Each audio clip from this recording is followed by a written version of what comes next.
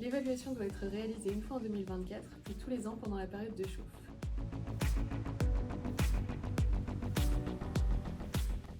Oui, elle peut être réalisée en autonomie, que ce soit par les personnels techniques ou les occupants des locaux.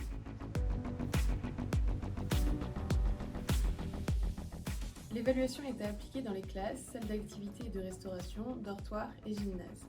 Pour les établissements comprenant moins de 6 pièces, l'évaluation concerne l'intégralité des espaces. Pour les établissements ayant plus de 6 pièces, l'évaluation doit être faite dans 50% des pièces, avec un minimum de 5 pièces. Quoi qu'il arrive, on ne mesure pas plus de 20 pièces par établissement.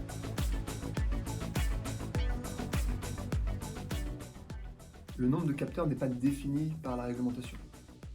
C'est un choix propre à chaque structure selon son organisation. La mesure doit être faite pendant 2 heures dans une pièce pendant la période de chauffe. Ainsi, certaines structures préféreront utiliser des capteurs mobiles qui bougeront donc de pièce en pièce ou même d'établissement en établissement. D'autres structures préféreront utiliser des capteurs fixes qui du coup auront l'avantage de réduire toutes les opérations logistiques.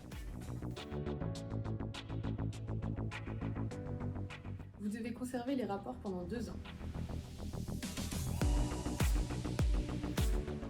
Le CSTB a rédigé une note à destination des élus sur le confinement de l'air et un guide d'application de la réglementation.